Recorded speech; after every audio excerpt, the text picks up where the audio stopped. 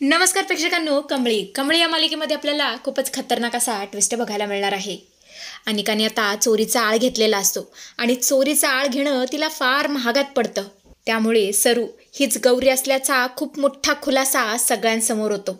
तेव्हा आता हे सगळं कशा पद्धतीने घडतं, काय काय घडतं, खूप इंटरेस्टिंग आहे प्रेक्षकांनो. आजचा भाग शेवटपर्यंत बघा, ज्या मजा येणार आहे. तर आपण पाहतो की ऋषीच्या घरातली सगळी मंडळी आता अन्नपूर्णा निवासमध्ये आलेली असते आणि सरूची सुद्धा आता त्या घरामध्ये एंट्री झालेली असते. आणि मग काय आजी कमळीचं सगळ्यांसमोर कौतुक करू लागते की हे जे काही फराळ केलंय ते कमळीने केलंय. कमळी किती गुणी आहे, किती चांगली आहे. आणि या कमळीची जी काही तारीफ आहे ते ऐकून या अनिकाचं डोकंच फिरलेलं असतं. ती मनातल्या मनात विचार करते, कायम कायम या कमळीचं कौतुक होत असतं. हे घर माझं आहे, तरी तारीफ कोणाची होती? या कमळीची. भाव कोणाला जास्त मिळतोय? कमळीला. या कमळीने आजीला वेड वेड बनवलंय. पण आता खूप झालं. आता मी असा काहीतरी डाव टाकेन ना ज्यामुळे कमळीची तारीफ काय, कमळीला पोलीसच घेऊन जातील. आणि अशा प्रकारे या नीच अनिकाने खूपच घाणेरडासा डाव बनवलेला असतो. तिने आता मुद्दामस्तीचा हार कमळीच्या पर्समध्ये ठेवलेला असतो जेणेकरून कमळीवरती आळ यावा. ती आता जोरजोरात ओरडायला सुरुवात करते. रागिनी कामिनी दोघे तर तिच्या जवळ जमतात. कामिनी बोलते, काय झालं अनु बेबी, का रडतीयस तू, नक्की काय झालंय? तेव्हा अनिका बोलते, ग्रान्यूजी अगं बघ ना, माझ्या 18th बर्थडेला माझ्या मॉमने जो हार दिला होता ना तो गायब झालाय, कुठे सापडत नाहीये. तेव्हा कामिनी बोलते, पण हे कसं शक्य आहे? आता तर थोड्या वेळापूर्वी तुझ्या गळ्यामध्ये तो हार होता आणि आत्ता कसा काय गायब झाला? तेव्हा अनिका बोलते, मला तर असं वाटतंय आत्ताच कुणीतरी माझ्या गळ्यातला हा तो हार मारलाय. आणि हे सगळं ऐकून तर ऋषीच्या घरातल्या सगळ्या लोकांना खूप राग आलेला असतो. तेव्हा अनिका बोलते, नाही आंटी, मला तुमच्यावरती आरोप लावायचे नाहीयेत. आमची फॅमिली आणि तुमची फॅमिली सोडून या घरामध्ये जितके पण लोक आहेत ना त्यांच्याचपैकी कोणीतरी हार चोरला असावा असं मला वाटतंय. असं म्हणत असते आता कमळीकडे बघू लागते, कारण तिचा सगळा इशारा कमळी आणि निंगीकडे असतो. दोघींना फार खिजल्यासारखं वाटत असतं, फार ऑकवर्ड वाटत असतं. अनिका आता पुढे बोलते, आणि त्यामध्ये ही कच्च्या लिंबू सुद्धा येते आणि ही कमळी टंबळी सुद्धा येते. हे सुद्धा आउटसाइडरच आहेत ना, हे काय आमच्या घरातले नाही आहेत. आणि माझा हार बघून हिचा मोह होऊ शकतो ना घेण्याचा, चोरी करण्याचा. शेवटी गावाकडची लोक आहेत ना, खेड्यातली. यांची नियत कधी बदलेल ना काही सांगता येत नाही, कारण यापूर्वी अशा गोष्टी यांनी कधीच पाहिलेल्या नसतात. त्यामुळे असं होऊ शकतं. त्यामुळे इथे जेवढे पण लोक आहेत ना आउटसाइडर, त्यांची झडती तर झालीच पाहिजे. अन्नपूर्णा आजी म्हणत असते, आणि कागे हे काय बोलतेस तू, हे चुकीचं आहे.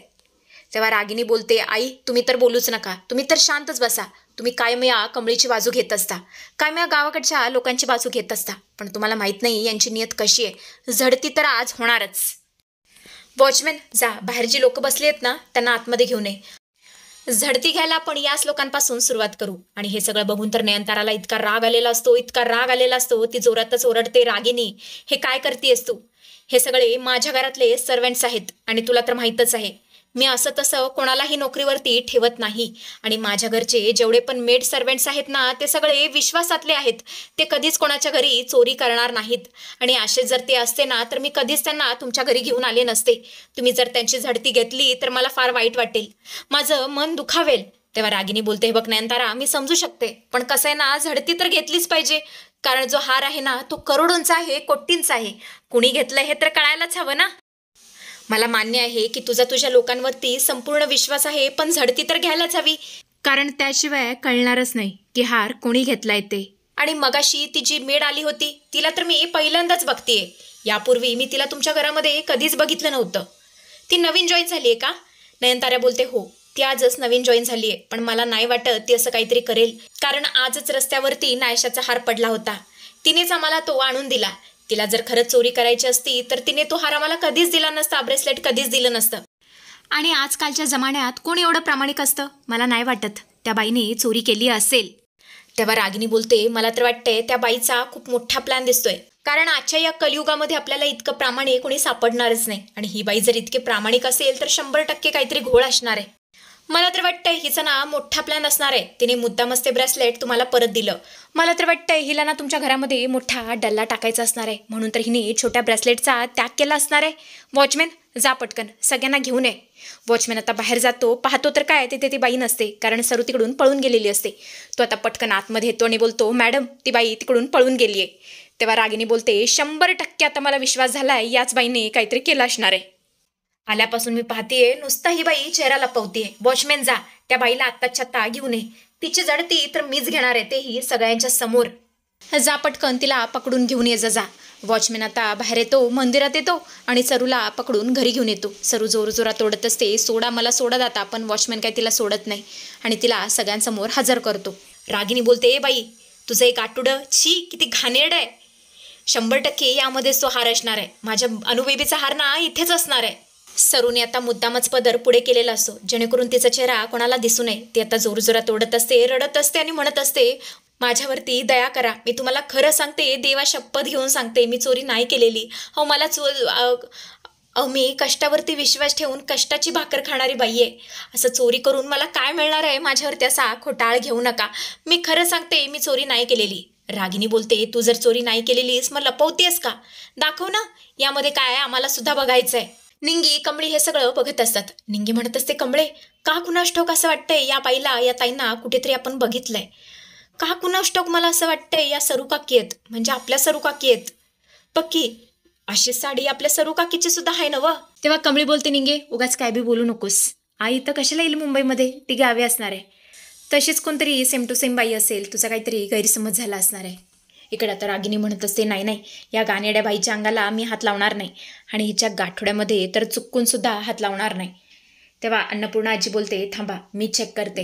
असं म्हणत असते आता सरूचं गाठोडं उघडण्याचा प्रयत्न करू लागते. पण सरू काय त्या गाठोड्यामध्ये हात घालू देत नसते.